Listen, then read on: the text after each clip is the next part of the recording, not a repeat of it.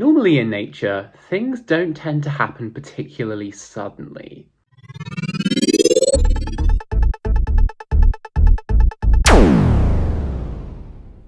However, observations of various different things across physics have seemed to lead to this idea that when you cool something down to a really sufficient extent, you can have a very sudden change in the properties of the system.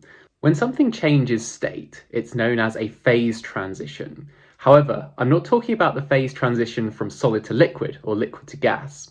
I'm talking about much more radical and much more exciting phase transitions that happen at extremely low temperatures. What we saw in the last video, when we talked about ferromagnetism, was an example of a phase transition. What happened was, when we cooled the metal down, the metal suddenly entered a state where all the magnetic dipole moments were aligned in such a way as to produce a ferromagnetic material, one that retains its magnetization despite there not being an external magnetic field. But this is just one example. The other example that I actually talked about in a previous video was Bose-Einstein condensation. What happened with that is that beyond a critical temperature, when you cool down a Bose gas enough, there was a macroscopic manifestation of wave functions and quantum mechanics. So there is actually a theory that underpins both of these phenomenon, and this is called the Ginzburg-Landau theory of phase transitions. And in this video, we're going to talk about that, and we're also going to talk about a third type of phase transition,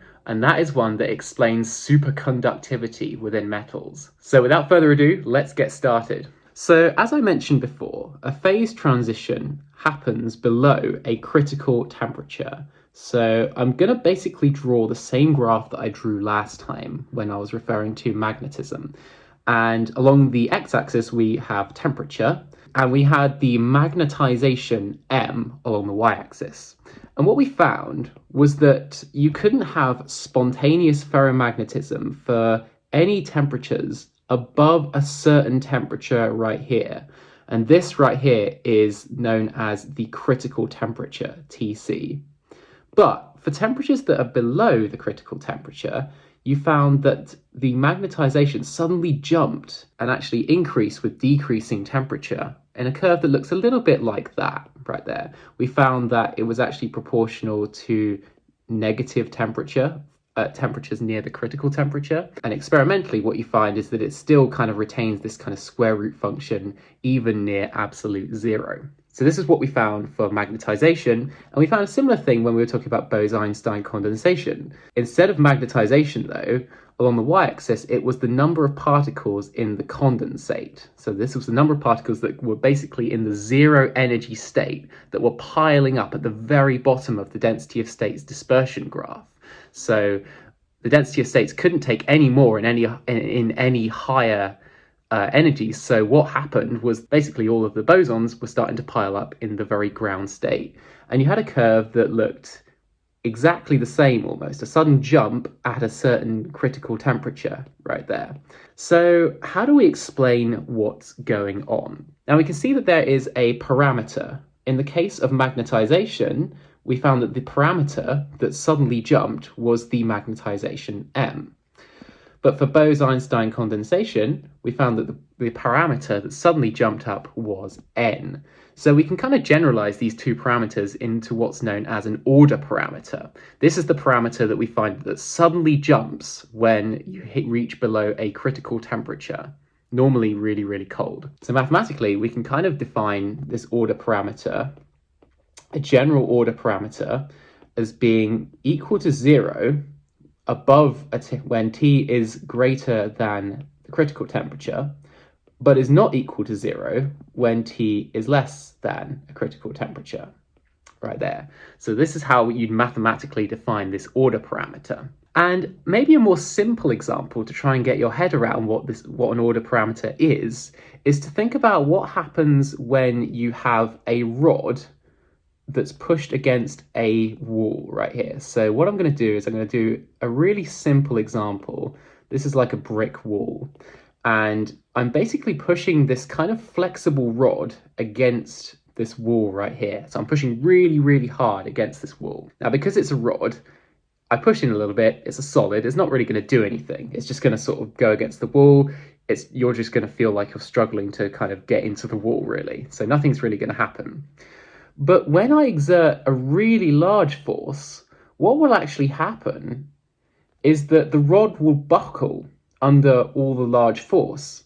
And you'll find that this buckling effect produces a distance right here, d, this distance here, which is between the equilibrium position along here, which is where it would normally be, and this top point right here. So it's kind of a bit like it produces an amplitude almost. And you can define this d as an order parameter, because in this situation right here, d is 0. There is no distance between some peak, which doesn't exist in this case, and this point right here, like the middle point.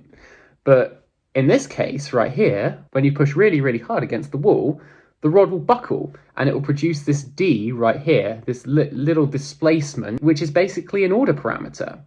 So in this case, the force that I apply is less than some critical force, Fc.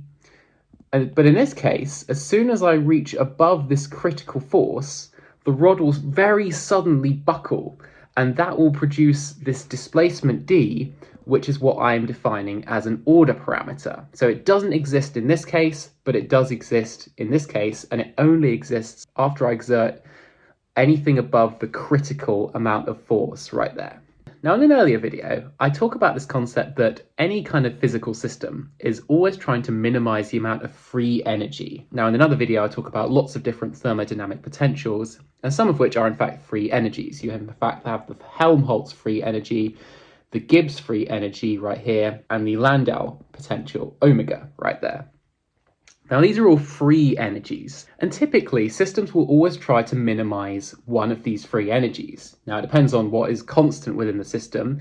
In chemistry, we talk about the Gibbs free energy quite a lot because Gibbs free energy is good for situations in which pressure is constant. But normally in physics, I think we tend to talk about the Helmholtz free energy, F, right here. And it's this free energy that is actually going to play quite an interesting role in talking about order parameters and phase transitions. Now, in any system, we say that this Helmholtz free energy, F, is to be minimized. And say we have some kind of potential curve right here. So this is just any potential curve. So this is a function of the Helmholtz free energy, F, and this is against some random thing which we don't really care about. What the system will try to do is it will try to get into this position right here, which is right in the middle, which is of course where the free energy is at its very lowest. You can almost think of it like a ball which is kind of rolling down a hill. The system will want to gravitate the most towards this bit right here in the center. So that's kind of like that's an analogous way of looking at it. And you can actually find that there is the exact same thing happening in terms of phase transitions and order parameters. So what both Ginzburg and Landau did, which was very genius, was to write the free energy F as a function of the order parameter. Now I'm just going to use lowercase m for the order parameter because it's what we used in the previous video when talking about magnetization. But this m, just remember, this refers to any order parameter. So this could be the number of bosons in the condensate or magnetization or anything else. And they wrote this in terms of a power series. So we start out with our zero order term, F0, and this term actually accounts for all the internal degrees of freedom. And they both started expanding this in terms of powers of m. So we have bm squared plus cm cubed plus dm to the 4, and so on and so forth. So we're expanding the free energy, the Helmholtz free energy, as a function of the order parameter as a power series right there. Now we can in fact remove half of these terms, and the reason for that is because the system is what's known as symmetric. So if you reverse the sign of the order parameter right here, what you'd expect physically is the exact same response in the free energy of the system. So what this actually means is you can actually remove all of the odd powers right here. So the m goes, the m cubed goes, and all of the extra ones up here, so m to the 5, m to the 7, they would all go completely because the system is what we call symmetric under sign exchange. So rewriting this would actually get f naught plus bm squared plus dm to the 4 right here. Now, what do we get when we plot a graph of this function right here? Well, we actually don't know the sign of these coefficients, this b and d coefficients right here. We know this is positive, but we don't know that these two things are positive or negative. So this is where the genius bit comes in, because we actually get a few different scenarios depending on whether these terms are positive or negative. So I'm going to plot the free energy f as a function of m, the order parameter, and at the moment we're going to assume that both b and d are positive. What does the curve which has both b and d positive look like? Well, you actually get a curve that looks quite similar to the x squared curve. You actually get a parabola that looks quite like this. You get kind of one turning point in the center, and it kind of diverges off to infinity for large m and large negative m right there. So that is the kind of curve that we get if both b and d are positive. But what happens when we actually make b negative? Well, if b is negative right here, we actually get a very slightly different looking curve. And what we get is we get a curve that kind of has like a W shape right here. So you get two little kinks in the curve right here. And these kinks happen when b is in fact negative. We are still keeping d positive right here. D has to be positive. If d was negative, then basically this whole curve would be kind of flipped right here. But in this case, in the blue case, then b is less than 0. However, in the red case, then b is greater than 0. And what did I say about minimizing free energy? Well, if we see in this case, in the red case, the minimization point, which is the lowest point on this kind of curve right here, is just 0 right here. And this corresponds quite well with the order parameter equaling 0 for certain conditions, with b being greater than 0. But when b is less than 0, we actually find that the minimization doesn't happen at 0. We actually find that the minimization happens at two distinct points right here. We actually get two solutions for m, the order parameter. But this only happens when the parameter b, the coefficient b, is less than 0. So this little mathematical model actually quite nicely describes what's happening when a phase transition occurs. This parameter b is actually the reason that we get two solutions for the minimization of f right here. So what we need is for the parameter b to change sign at t equals tc. So we need the sign to change. And the way to write this mathematically is to say that b is directly proportional to the difference of the temperature minus the critical temperature. So if this difference right here is positive, then we get b being positive. And if it's negative, then we get b negative right there. So we have a proportionality relation for b in terms of the temperature. And whenever we have a proportionality relation, we can simply write that this is equal to a constant, which we're going to call alpha, multiplied by the difference in the temperature and the critical temperature right here. And what I'm going to do is I'm going to pull a factor of Tc out of the front right here. So I'm going to get that B is equal to alpha times Tc. And if I multiply the outside by Tc, I have to divide the inside by Tc. So I'm going to get T over Tc minus 1 right here. But of course, alpha Tc is just simply another constant. Tc is a constant and alpha is a constant. So I'm just going to get another constant, which I'm just going to call alpha prime, times T over Tc minus 1 right here. So we have an expression for B in terms of a constant right here and in terms of this bracket right here, this function of temperature. So let's go ahead and substitute this into our equation for the free energy. So we get that F is equal to F naught plus alpha prime multiplied by T over Tc minus 1 multiplied by the order parameter squared, whatever that may be, And instead of writing D, I'm actually just going to substitute this in for beta, just to keep everything consistent, keep it all in terms of Greek characters rather than English characters. And what we want to say is we always want to have this beta being positive right here. If it was negative, then this would not accurately describe really anything physicsy, but with it being positive, we actually do get what we are after in terms of the physics. Now, when we're trying to find the minimum in any kind of mathematical graphing, what we normally do is we normally differentiate the curve that we're trying to find the minimum of, and then set that equal to 0. And then once we have that equation, we can rearrange to find the value of the solution for which it is at a minimum.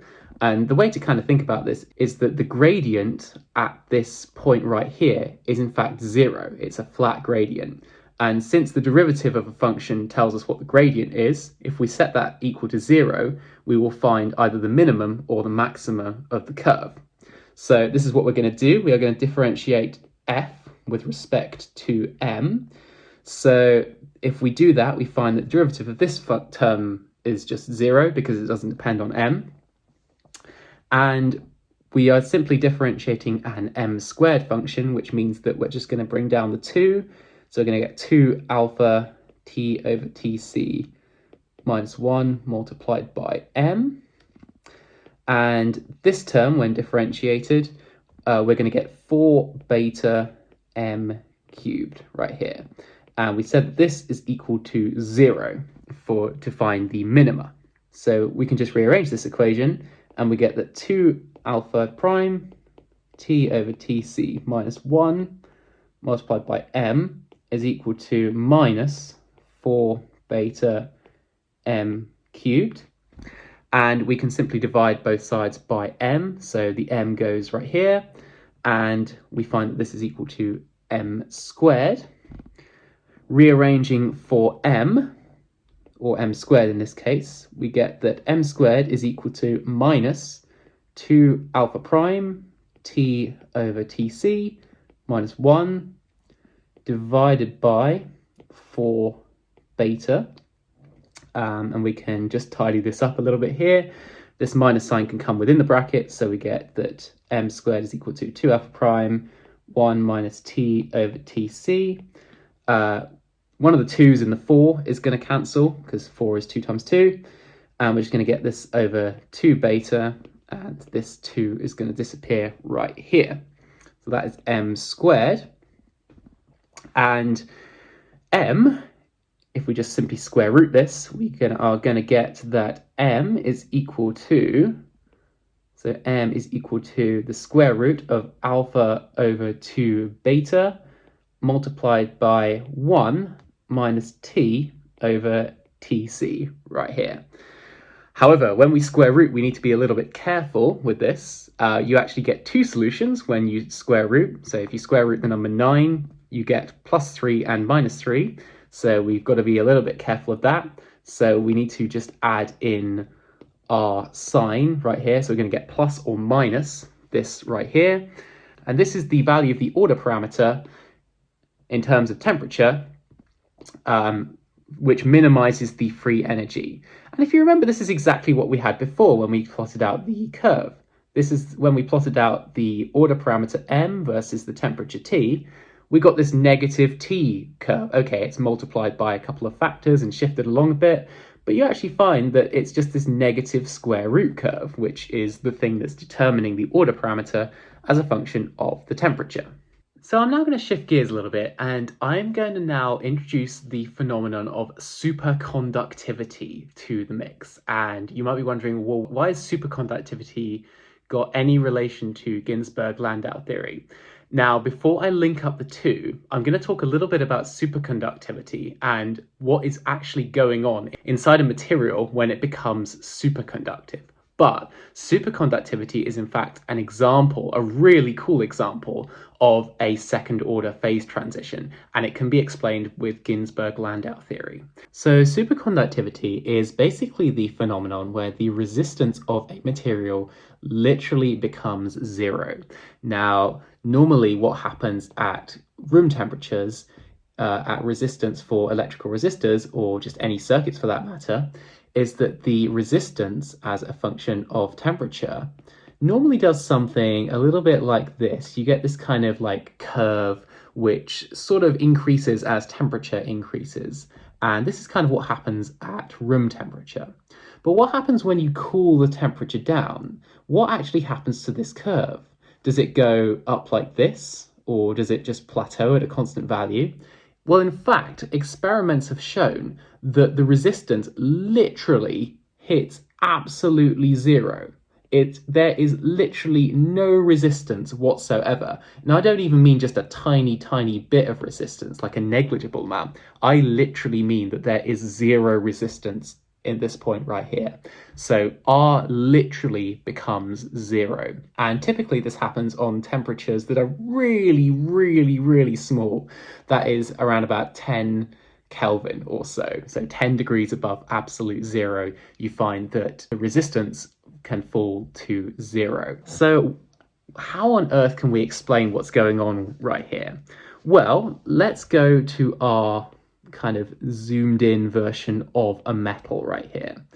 So I'm drawing this in 2 dimensions. I am drawing the positively charged ions, which have of course donated their electrons to the conduction band, which is of course why a metal can conduct. And these are all positively charged ions right here. So I've just simply taken a small section of them. And of course we have our electrons right here. So we have our sea of electrons, the Fermi sea of electrons. So what normally happens is that for high temperatures, the ions, of course, are shaking around quite a lot. And when these electrons are trying to conduct electricity, you'll find that the electrons can often make collisions with the ions, and they can often collide with each other. And this is what basically gives rise to heat. So heat is the collisions, the kinetic collisions between lots of different particles. That is what gives off heat macroscopically. But what happens at really, really low temperatures? What is going to happen to these electrons? Well, at really low temperatures, then the positively charged ions in the metal lattice will not vibrate quite as fast. And to simplify things, I'm actually going to eliminate all the electrons right here, and I'm only just going to focus on one electron. And I'm going to think about what forces are influencing just the one electron. So let's take this electron right here, this little guy. So the electron is negatively charged, and of course we have lots of slightly positively charged metal ions right here within the lattice structure. But of course, in a circuit, we have a really big positive charge at the terminal. And this positive charge is huge. So this is way bigger than any of the ions. So what would normally be happening is that the electron, this little electron right here, it will be slightly attracted to the positive ions, but it will be really much more attracted to this terminal right here, which is of course why conduction happens in the first place, because the electron is much, much more attracted to this positively charged than before. But of course, it does bump into these atoms and generate resistance right here. So as it goes through the metal lattice, it bumps into the atoms and other electrons, and it causes resistance, which of course causes heat. But what happens at superconducting is that these metal atoms in fact warp slightly from their collective positions, and they are still enough at low temperatures, because of course the thermal energy is not vibrating them as quickly, for some of them to kind of move together to form like a kind of net positive clump right here. So this is kind of like a sort of clumping together of positive charge. And this electron is in fact really attracted to this kind of clumping together right here. And this can happen even when there's no power source. This happens when there's nothing there. So this electron right here will be attracted to this positive clump, and then will kind of shoot through the positive clumping of charge. But of course, what's going to happen is that whilst this positive clumping of charge kind of recoils, this positive clumping will then form. So these two will go back to their original position, and you'll get like a new positive clumping of charge right here. So basically what's happening is that the ions are distorting collectively. They're forming a collective clump of positive charge, which the electrons are attracted to right there. Now, let's go ahead and think about what's happening with an electron that's way over here. Well, if there's an electron that's way over here, then because there's such a strong clumping together of positive charge over here, then this electron is going to really feel the effect of that clumping of positive charge. It doesn't matter if there's like an electron that's negatively charged in here that repels it. That's easily screened by all the other electrons right here. But what matters is this kind of distortion that's happening right here within this region, and this is going to be felt by this electron here. And this electron, therefore, will actually travel together with this electron right here.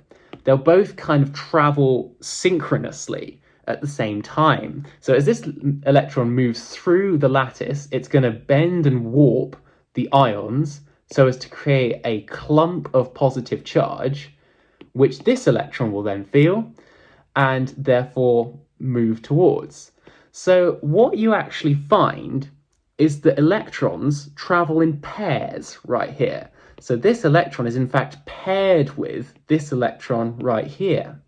And this is what's known as a Cooper pair. It's basically a pair of electrons that travel synchronously through the lattice because these atoms are so thermally still, they're not shaking about, so as to literally be warped synchronously by the electron moving through the lattice structure. Now, this Cooper pair bonding energy is incredibly weak. It doesn't take hardly any energy at all to overcome that. And the thermal energy at room temperature is way, way more than that. And so you never see this happening at room temperatures. But because the thermal vibrations are so low at low temperatures, then you actually see this kind of binding effect between the two electrons occurring. And they are literally bound to move through the lattice. And it doesn't really matter if they're far apart, because this electron will literally feel this positive clumping of charge very much, and they will move at the same time, and that is called a Cooper pair. So electrons, of course, we consider them as fermions normally. So an electron, in fact, has a spin of h bar over 2, or a angular momentum of h bar over 2. And this is what gives rise to the fact that it's a fermion, because it is a half integer spin. However, because we have two electrons that are bound together, we actually double the spin number, and in fact we form a boson, which of course has an integer spin. So a Cooper pair we can actually think of as a particle which has an integer spin, is literally just two electrons which have been bound together through, this is of course a phonon interaction, because of course it's the warping of the lattice. So a phonon exchange has formed this Cooper pair, which in fact is a boson right here. And this is where it all starts to link together, because of course in an earlier video, what did we say happened to bosons at extremely low temperatures? If you have an excess of bosons which have clumped together in extremely low temperatures, then you start getting this kind of Bose-Einstein condensate happening right here. You get particles that are macroscopically piling up in the zero energy state. And this is what would be known as Bose-Einstein condensation. And you in fact get a really similar thing happening here. Cooper pairs which have an integer spin are therefore bosons. Therefore, they can start macroscopically piling up at zero energy state. And therefore, you can describe Cooper pairs as being like wave functions that are propagating throughout a metal wire. So it's literally a combination of electronic circuits with superfluids. You experience zero resistance, just as a superfluid experiences a zero viscosity. Cooper pairs in a wire literally experience zero resistivity. The resistivity of a wire for Cooper pairs is literally zero, because basically it's a wave function traveling throughout the wire. And it's more stable for Cooper pairs to kind of propagate through than for the atoms to start vibrating and start hitting each other. That's just not energetically favorable. And so where it links up with Ginzburg-Landau theory is that you can write the wave function psi as the order parameter for this system right here. And of course, since it's a field theory, you actually have to take into account things such as the continuity of the derivative of the wave function. But you find that the free energy right here is equal to F naught, as we had before, plus alpha psi squared plus beta over 2, these coefficients aren't actually the same as what we had before, times psi to the 4. And we actually get an additional term, because it's a field order parameter, of gamma multiplied by the modulus of the gradient of psi squared. So this is what happens if you don't have an equilibrium situation. You actually have sort of like a net force attracting. If there's like a field pushing things towards, then you actually have this extra term right here.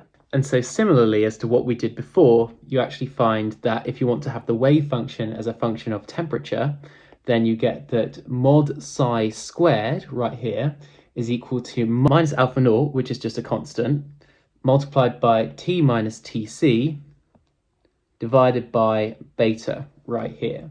So therefore, as psi approaches 0, T gets closer and closer to the critical temperature. So this is exactly what we had for a second order phase transition. The wave function suddenly pops out as soon as you get below the critical temperature. But the only solution you can have is the wave function of Cooper pairs is equal to 0 for temperatures above the critical temperature. So that is what we had right here. Now, superconductivity is a very complicated field in and of itself, and will probably requires more specialized videos, which I might possibly do in the future.